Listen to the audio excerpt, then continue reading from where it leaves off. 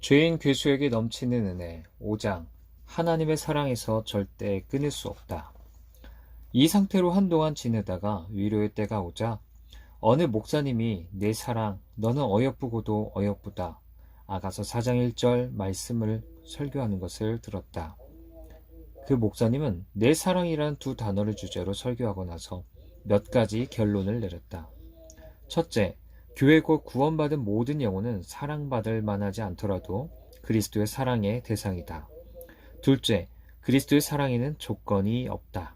셋째, 그리스도의 사랑은 세상으로부터 미움을 받는다. 넷째, 그리스도의 사랑은 영혼이 유혹이나 버림을 받을 때에도 계속된다. 다섯째, 그리스도의 사랑은 처음부터 끝까지 한결같다. 그때 나는 설교 내용을 다 이해하지 못했다. 다만 넷째 사항을 적용할 때는 알아들었다. 구원받은 영혼이 유혹과 버림을 받을 때에도 그리스도의 사랑의 대상이라면 유혹에 빠진 가련한 그대가 여러 유혹에 시달리고 하나님께서 그대에게 얼굴을 가리시어 괴로울 때 내 사랑이라는 두 단어를 생각하십시오. 설교를 듣고 집으로 돌아오는 길에도 두 단어가 머릿속을 떠나지 않았다. 이 두 단어, 내 사랑을 생각한다고 해서 내가 얻을 수 있는 것이 있을까? 마음속으로 자문했던 일이 지금도 생생하다. 이 생각을 하자마자 너는 내 사랑이다. 너는 내 사랑이다. 라는 생각이 마음속에서 20번쯤 뜨겁게 타올랐다. 이 생각이 강렬하고 뜨겁게 차올라 마침내 내 고개를 들고 하늘을 우러러 보게 만들었다. 하지만 나는 여전히 소망과 두려움의 중간지대에서 그것 진짜 사실일까? 그것이 사실일까? 하고 되뇌었다. 그때 이런 말씀이 떠올랐다. 사도행전 12장 9절. 베드로가 나와서 따라갈새 천사의 하는 것이 참인 줄 알지 못하고 환상을 보는가 하니라. 그때부터 나는 이 말씀을 마음 고이 간직했다. 그 말씀이 내 영혼에 너는 내 사랑이다. 너는 내 사랑이다. 아무것도 너를 내 사랑에서 끊을 수 없다라는 음성으로 수없이 울려 퍼지게 했다. 나는 그 음성의 충만한 위로와 소망을 맛보았으며 내 죄가 용서받았음을 믿을 수 있었다. 하나님의 자비와 사랑에 흠뻑 취한 나머지 집에 도착할 때까지 도무지 나를 주체할 수가 없어서 밭에 앉아있는 까마귀들에게라도 내가 받은 사랑과 자비를 말하고 싶었다. 나는 기쁨을 억누르지 못하고 나 자신에게 이렇게 말했다. 아, 이곳에 펜과 잉크가 있어서 시간이 더 가기 전에 이 일을 기록해 둘 수만 있다면 그러면 40년의 세월이 지난 후에도 이 순간을 기억할 텐데. 그러나 40일도 지나지 않아 그 일에 대해 의심이 들기 시작했고 이제는 모든 일이 의심스러웠다. 그때의 감격과 활력을 꽤 잃어버리긴 했지만 그래도 그 일이 내 영혼에 임한 참된 은혜의 깨달음이었다고 믿게 만드는 사건이 있었다. 그 일을 겪고 1, 2주가 지났을 때 누가복음 22장 31절 시몬아 시몬아 보라 사단이 밀가부를 뜨듯 하려고 너희를 청구하였으나 라는 말씀에 무척 시달렸다. 때로는 그 말씀이 속에서 굉음처럼 들렸다. 한 번은 그 소리가 너무나 생생하고 강렬해서 누가 나를 부르는 줄 알고 뒤를 돌아보기도 했다. 나는 줄곧 주님께서 그토록 먼 거리에서 내가 기도하고 분발하도록 큰 소리로 부르셨다고 생각했다. 먹구름과 폭풍우가 내 위에서 형성되고 있음을 알려주는 것이었으나 그때 나는 깨닫지 못했다. 그리고 그 말씀이 그토록 분명하게 나를 불러준 때가 내 귀에 음성이 들린 마지막 순간이었음을 기억한다. 그런데 지금도 시모나 시모나 하는 말씀이 귓가에 쩌렁쩌렁 울리는 것만 같다. 앞서 말한 것처럼 나는 누군가 수백 미터 뒤에서 나를 부르는 줄로만 알았다. 내 이름을 부르는 게 아니었는데도 그 큰 소리가 나를 부르는 소리인 줄 알고 자주 뒤를 돌아보았다. 그러나 나는 참 어리석고 무지한 사람이어서 이 소리가 들린 이유를 깨닫지 못했다. 얼마 후에 확연히 보고 듣게 되었지만 그것은 내게 앞날에 깨어 대비하라고 하늘에서 울려준 경종이었던 것이다. 하지만 그때 나는 왜 하필 이 말씀이 들렸는지, 그것도 그렇게 자주 내 귀에 들렸는지 의아했다. 나는 곧 그 일에서 하나님의 뜻을 깨닫게 되었다. 한 달쯤 지나 어마어마하게 큰 폭풍우가 나에게 불어닥쳤다. 그 폭풍우가 나를 전보다 20배는 더 악하게 되돌려 놓았다. 그 폭포는 내가 가진 것을 하나씩 차례대로 앗아갔다. 처음에는 모든 위로를 앗아갔고 곧이어 어둠이 나를 뒤덮었으며 그 다음에는 하나님과 그리스도와 성경에 대한 참남한 생각들이 성난 파도처럼 내 영혼을 덮쳐 이루 말할 수 없는 큰 혼란과 충격에 빠뜨렸다. 이런 참남한 생각들이 내 속에 하나님과 그분의 독생자의 존재 자체에 대한 의심을 격동시켰다. 하나님과 예수님이 진짜 존재하는지, 성경에 하나님의 거룩하고 순결한 말씀이 아니라 꾸며낸 이야기가 아닌지 의심이 사납게 일었다. 마귀는 그 틈을 타서 다음과 같은 생각으로 수없이 나를 공격했다. 우리가 예수를 우리의 구주로 받아들일 만한 근거를 갖고 있듯이 이슬람교들도 똑같이 마호메트를 자기들의 구주로 받아들일 근거를 갖고 있지 않은가? 만약 천국이 정말로 있다면 어떻게 세상의 그 많은 사람들이 천국 가는 바른 길을 모를 수가 있으며 지구의 한 모퉁이에 사는 우리만 그것을 아는 복을 누린다는 말인가? 사람은 누구나 자신이 믿는 종교가 가장 옳다고 생각하기 마련이다. 유대인, 이슬람교도, 이교도 등도 다 마찬가지다. 우리가 주장하는 신앙과 그리스도와 성경도 그런 신념 가운데 하나일 뿐이라면 어떻게 할 것인가? 이런 생각이 들 때면 사도 바울이 이에 대해 비판해 놓은 내용을 떠올리며 반박해 보려고 했다. 그러나 그럴 때마다 다음과 같은 주장이 나를 공격했다. 우리가 사도 바울과 그가 한 말을 위대하다고 떠받들었지만 실은 그가 치밀하고 교활한 자라서 간교한 속임수로 동료들을 속이고 멸망에 떨어뜨리는 일을 힘썼다고 생각하진 말라는 보장이 도대체 어디 있는가?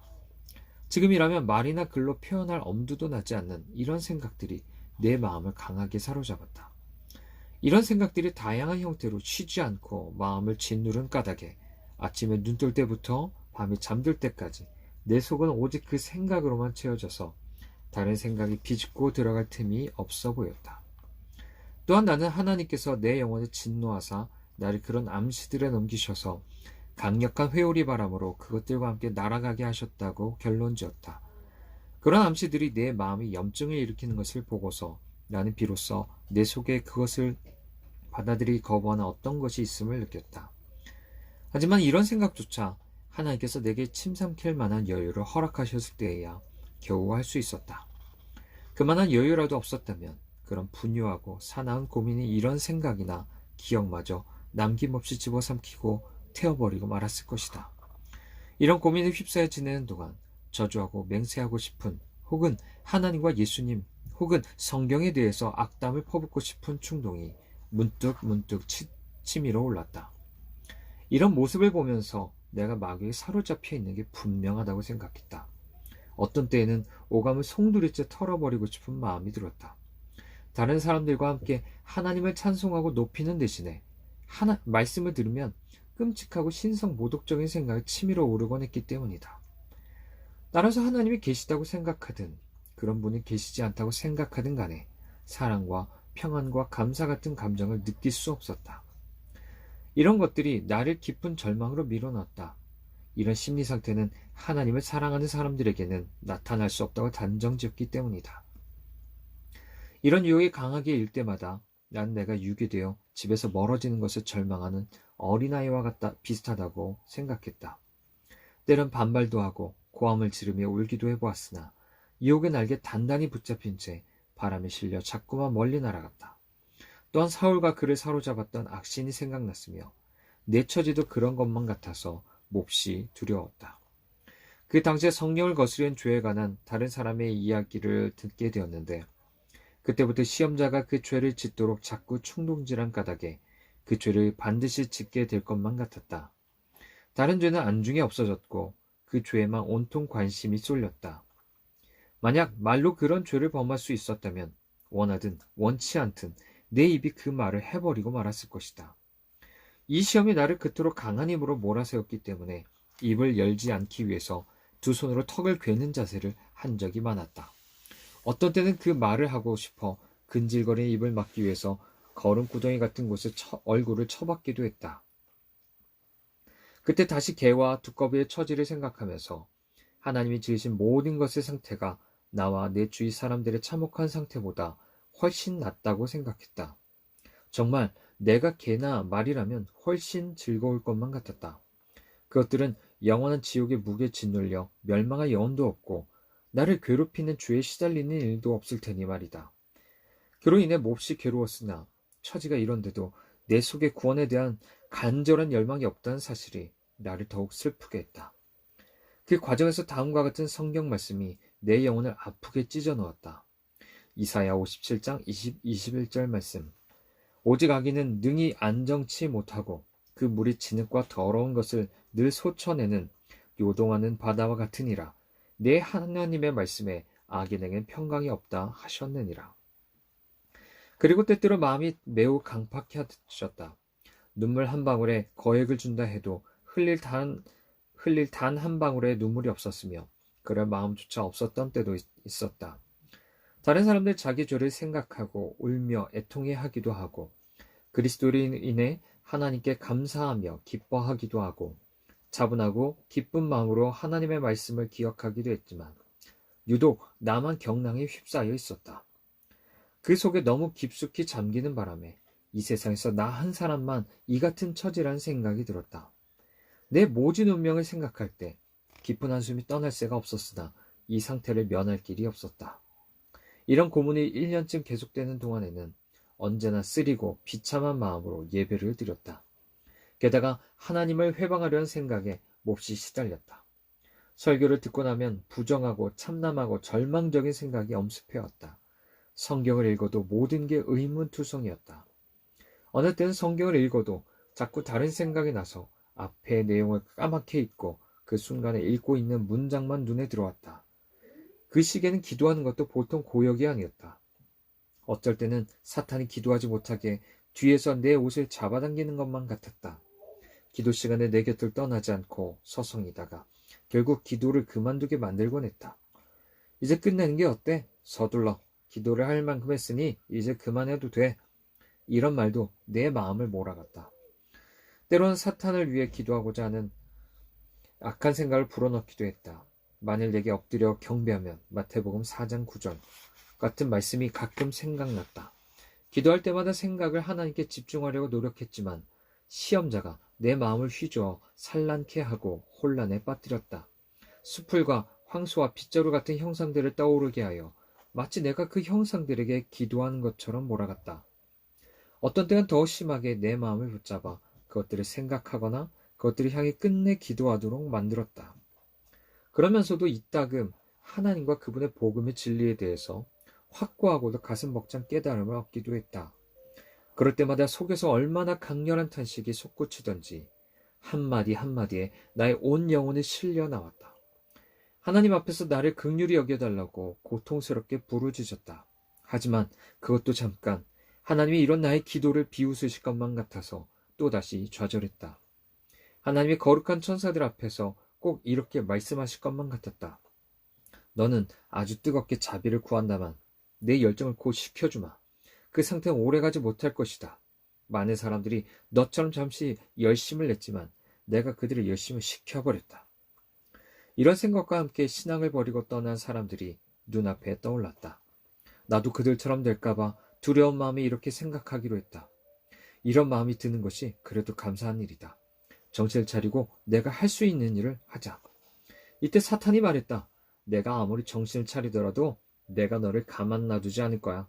내가 의식하지 못하도록 조금씩 내 열정을 식힐 거라고. 지난 7년간 내 마음을 식혀왔는데 그렇게 하지 못할 것 같아?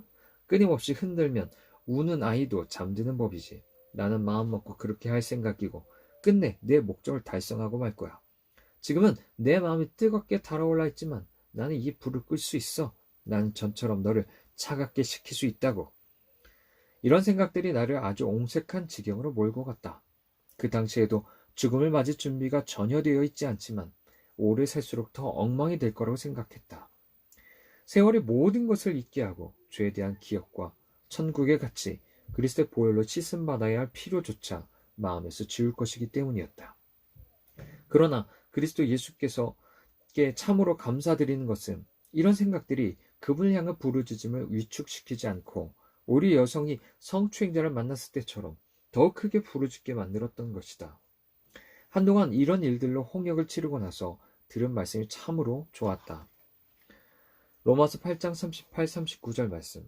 내가 확신하노니 사망이나 생명이나 천사들이나 권세자들이나 현재일이나 장래일이나 능력이나 높음이나 기쁨이나 다른 아무 피조물이라도 우리를 우리 주 그리스도 예수 안에 있는 하나님의 사랑에서 끊을 수 없으리라.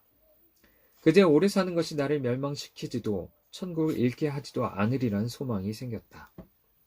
내가 시험을 만나 여러 가지로 고생할 때 나를 붙들어준 몇 가지 말씀이 있었다.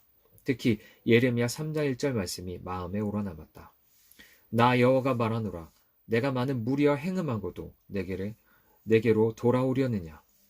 우리가 온갖 악한 말을 다 하고 악행을 다 범한 뒤에도 여전히 하나님께 나의 아버지요, 아버지는 나의 소시의 애호자이시오니. 예레미야 3장 4절 청과 같이 부르짖으며 그분에게 가려고 한다는 말씀도 마음에 오래도록 남았다. 또한 고린도후서 5장 21절 말씀을 읽고 나서는 한동안 가슴이 뭉클하기도 했다. 하나님이 죄를 알지도 못하신 자로 우리를 대신하여 죄를 삼으신 것은 우리로 하여금 저희 안에서 하나님의 의가 되게 하려 하심이라. 하루는 이웃집에 갔다가 속에서 치솟는 참남한 생각들 때문에 몹시 상심해 있을 때 이런 생각이 들었다. 나처럼 사악하고 가증스러운 자가 어찌 영생을 유업으로 물려받을 생각을 한다는 말인가. 그런데 거의 동시에 떠오르는 말씀이 있었다. 로마서 8장 31절. 만일 하나님이 우리를 위하시면 누가 우리를 대적하리요. 또한 요한복음 14장 19절 말씀도 유익했다. 이는 내가 살았고 너희도 살겠음이라. 이 말씀들은 마음에 잠시 머물러 있을 때는 참으로 달았지만 오래 머물지 않고 잠시 마음을 건드린 후에 베드로가 환상으로 본 보자기처럼 곧 하늘로 들려 올라갔다. 주님은 나에게 주님을 더 충만히 큰 은혜로 알려주셨으며 앞서 말한 생각들을 통해 나를 짓누르 놓은 죄책감에서 건져주셨을 뿐 아니라 죄로 인한 오염에서도 건져주셨다. 시험이 거치고 난 다른 그리스도인들과 마찬가지로 다시 온전한 마음을 되찾았다. 언젠가 시골길을 걸어가면서 내 마음의 사악함과 참남함과 내 속에 있는 하나님에 대한 반감을 생각할 때 떠오르는 말씀이 있었다. 골로새서 1장 20절. 그의 십자가의 피로 화평을 이루사. 이 말씀에 힘입어 하나님과 내 영혼이 그리스도의 보혈로 화목하게 되었음을 거듭 깨닫게 되었다. 그리스도의 보혈로 말미암아 하나님의 공의와 내 죄악된 영혼이 서로 포옹하고 입맞추게 된 것도 알게 되었다. 참으로 가슴 벅찬 날이었다. 그날을 영원히 잊지 않기를 소망한다. 또 한 번은 집 난로가에 앉아 나의 비참함을 생각하고 있을 때 주님이 아주 소중한 말씀을 내 마음에 비춰주셨다. 자녀들은 혈육에 함께 속하였음에 그도 또한 한 모양으로 혈육에 함께 속하심은 사망으로 말미암아 사망의 세력을 잡은 자 곧 마귀를 없이 하시며 또 죽기를 무사함으로 일생에 매여 종노릇하는 모든 자들을 놓아주려 하심이니. 히브리서 2장 14절 15절. 그 순간 이 말씀이 어찌나 영광스럽고 황송한지 앉은 자리에서 한두 번 쓰러질 뻔했는데 이번에는 슬픔과 고통 때문이 아니라 견고한 기쁨과 평안에 겨워 그랬던 것이다.